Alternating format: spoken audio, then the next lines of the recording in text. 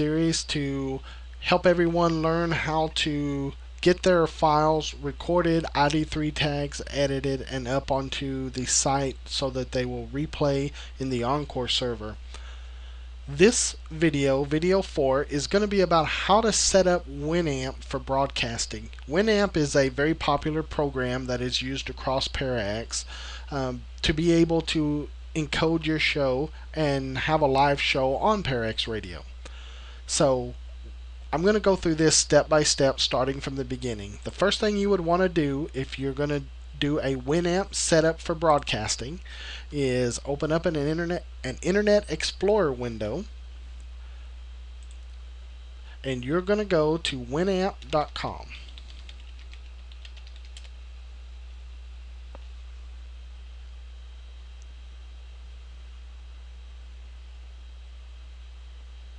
Once you're here, you're going to click on free download.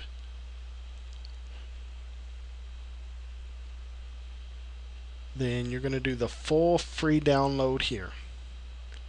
It's about a 10 meg file. Just run it from its current location. We have a pretty quick internet connection, so it downloaded here pretty fast. Going to hit next. I agree. Let it install in the default folder. You can go ahead and leave these clicked and hit next. I usually uncheck these two. If you want to put one on the desktop, you can. If not, you can uncheck it. Hit next. Uncheck all of these. You do not need any of these, and they're just going to slow down your system.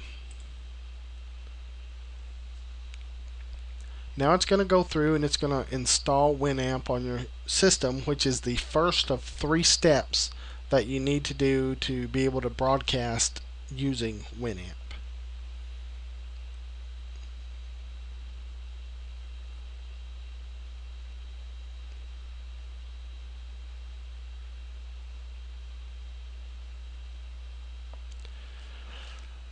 Okay, now we're going to launch Winamp. There's actually another step we need to do, but we're going to go ahead and do this just so you can kind of see how it comes up. I usually do the Big Bonito, and all that is the skin of the player, the way it looks. It can be real small, but for our purposes it's usually better to have the larger one. Okay, I was afraid this was going to happen because I've already installed this on my system. See this box back here that pops up, the shoutcast source. Normally that isn't going to pop up, and you need this. So what you have to do is you have to go out and you want to look up on a Google search engine shoutcast DSP plugin. Now, you're going to come over, and I believe they have it here on the shoutcast.com download section. Now, if you come down, you'll see right here the quick links, Shoutcast Radio DSP plugin for Windows. Okay, it's giving you instructions here. Download Winamp by going to the Winamp site. We've already done that. Download the Shoutcast plugin here. You click the here, and then you run this. I'm not going to run it because I already have it. You're going to run it. Once it's done, it's going to ask you to install it. When it installs, you're not going to see anything else. When it's installed, it's installed. Now you need to go back to Winamp, close it out, and open it back up. Go to Options, Preferences, come down this box here, this slider, till you see Plugins, DSP Effect, and then now in here you're going to see Nullsoft Shoutcast Source DSP. You want to click on that, and once you click on it and activate it, now it activates the Shoutcast source box that you're going to need. From there, you can just close. Now, whenever you open Winamp, this box is going to open up. So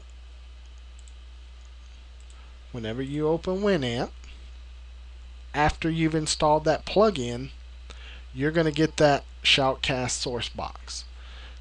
Now, once you click on the top of it, now some of your systems may come up like this, and you may not know. You may think, well, I did something wrong because the box is not popping up. If you've got a full screen, open up Winamp and pull it out of the way so that you can see that box back there. Once you click on it, it'll bring it to the front. Now this is what we need to set up. Notice how there's no mic levels right now because it's not set up. On the main tab, you want to click Output 2. Then you want to click the output. The first output here should be Output 2.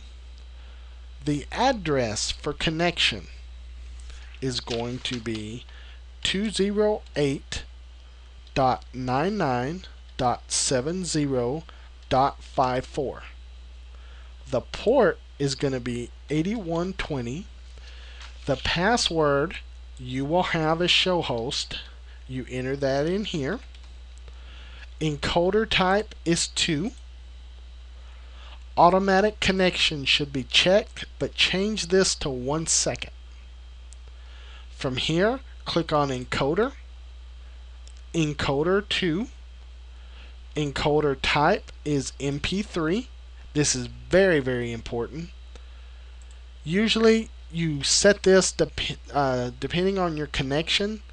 You don't want to go over 64. 64 is the max that we can broadcast at.